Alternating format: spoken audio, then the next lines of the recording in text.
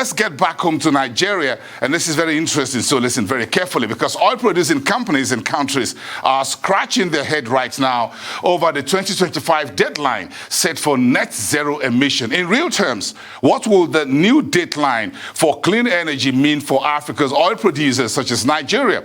I'm chatting to this now with Omono Okonkwo, a natural gas analyst based in Abuja. Good evening to you, ma, and welcome.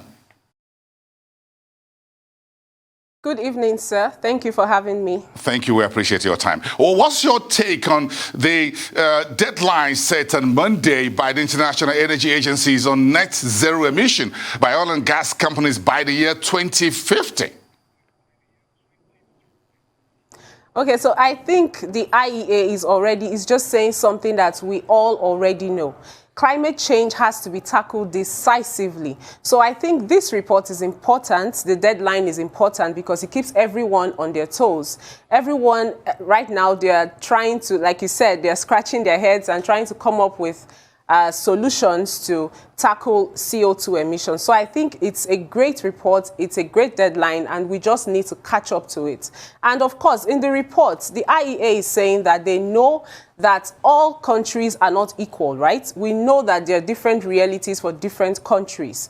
They say that advanced economies will definitely reach net zero before developing economies. So I think they don't expect every country to get to net zero by 2050. I mean, we can't put all of them on the same wavelength, right? So some are going to get there before others, but it is good that everyone starts the journey now that we're still in 2021.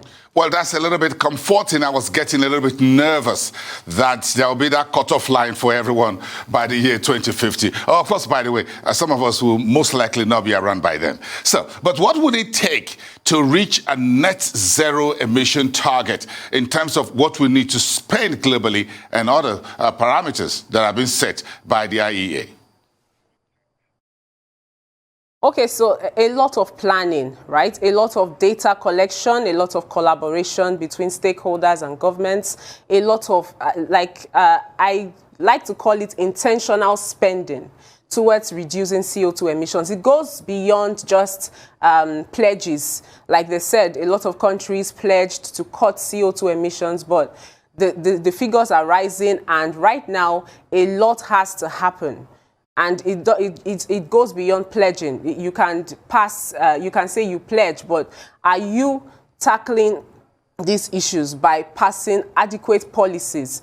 And even when you pass the policies, are you implementing these policies? So a lot will go into it. Now, coming down to Nigeria, I think we need to, now that we are transitioning to a gas-based economy, we need to figure out how to cut CO2 emissions by investing in carbon capture. I don't think that was even mentioned in the PIB drafts that they have right now. So if we are transitioning to gas, we need to invest in carbon capture. Intentional spending. How are we making sure that we even know how much CO2 emissions we have in our country, Nigeria? How are we making sure that we equip people, our own people, with the adequate knowledge to measure these CO2 emissions, to profess solutions that apply to our reality, to cut these emissions? There's a lot we need to do. So it goes beyond just pledging. We need to collaborate along the value chain.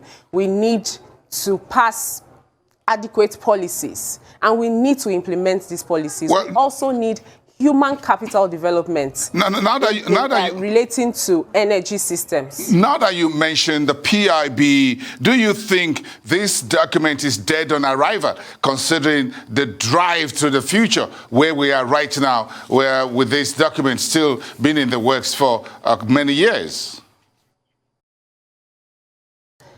I don't think it's dead on arrival. We have a lot of issues that policy addresses, right? But what we need to do is to maximize everything now. We need to maximize our oil and gas resources right now. That is why the PIB needs to be passed yesterday. It needs to be passed. That's just basic.